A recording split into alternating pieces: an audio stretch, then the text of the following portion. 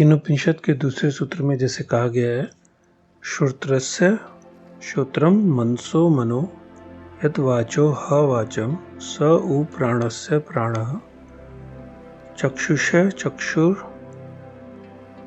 अतिमुच्य धीरा प्रत्यय अस्मात् लोकात् अमृता भवन्ति।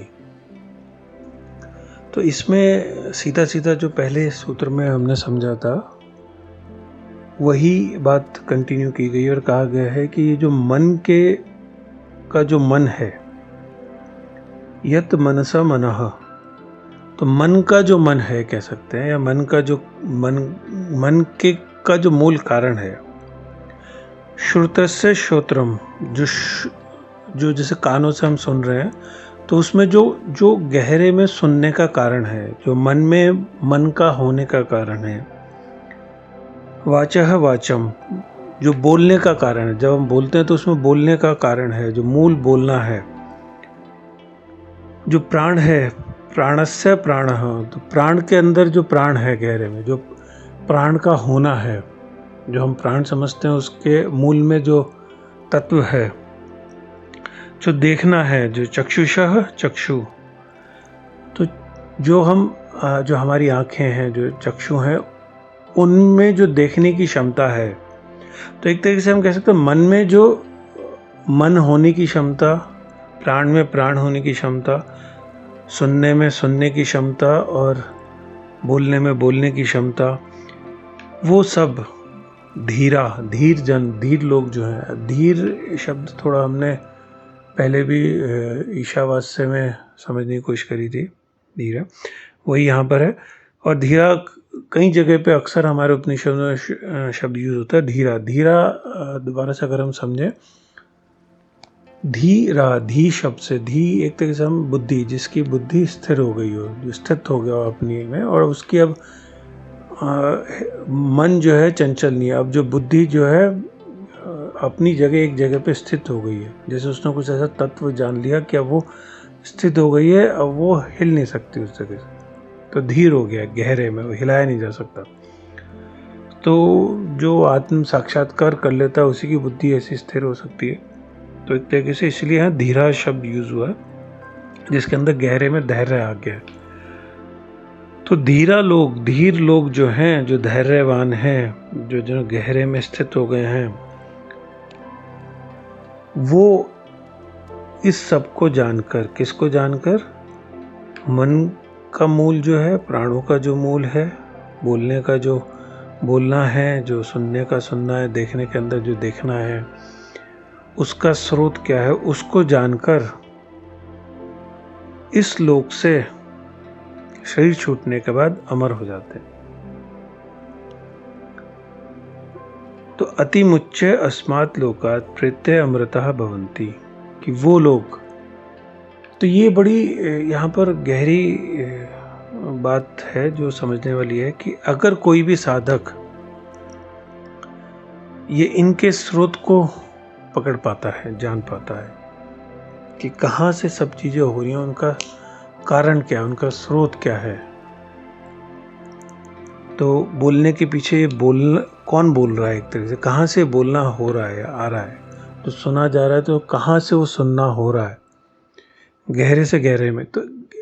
जो प्राण है उसके वो प्राण का होना क्या है, कि क्यों हम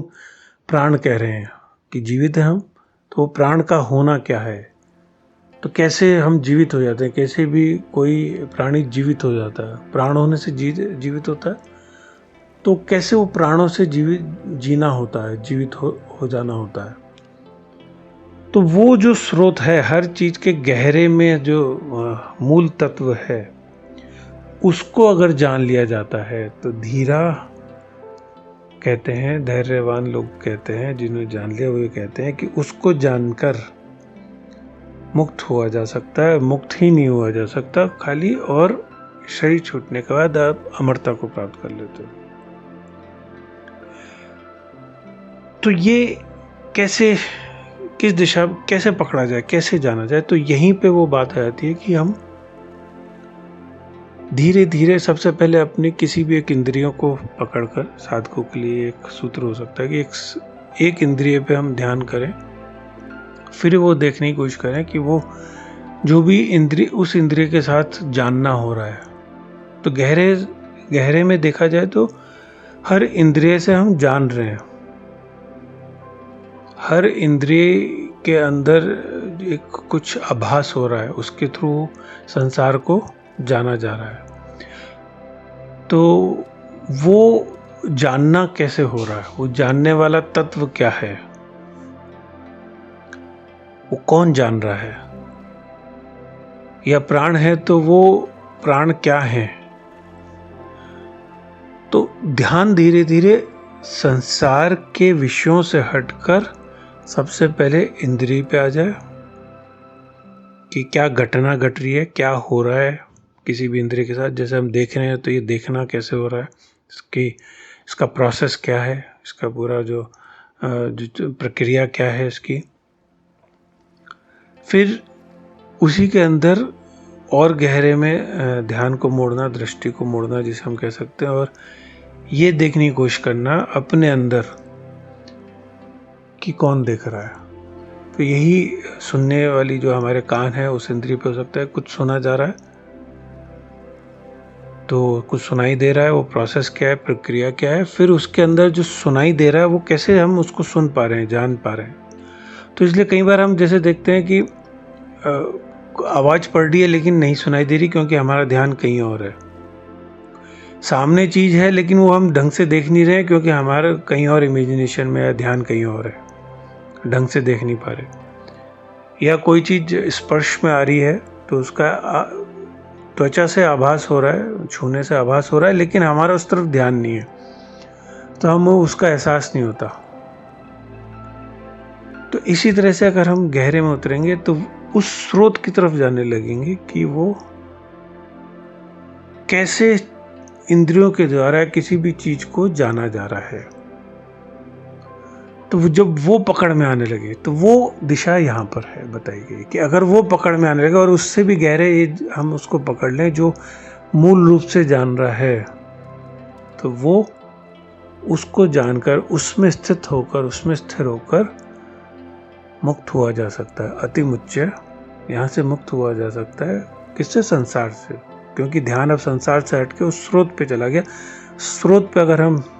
टिक जाते हैं, उस पर स्थित हो सकते हैं, हो पाते हैं, तो फिर हम एक तरीके से संसार से मुक्त हो गए। अब संसार की कोई भी वस्तु हमें, कोई भी विषय हमें अफेक्ट नहीं कर सकता, हमें हिला नहीं सकता उससे। और जब उस पर स्थित हो जाते हैं तो वो फिर अमरता प्रदान कर देता है, क्योंकि वो अमर है। शरीर नश्वर है, संसार नश्वर है, लेकिन वो जो स्रोत है वो अमर है। तो फिर मरने के बाद भी नहीं मरते एक तरीके से।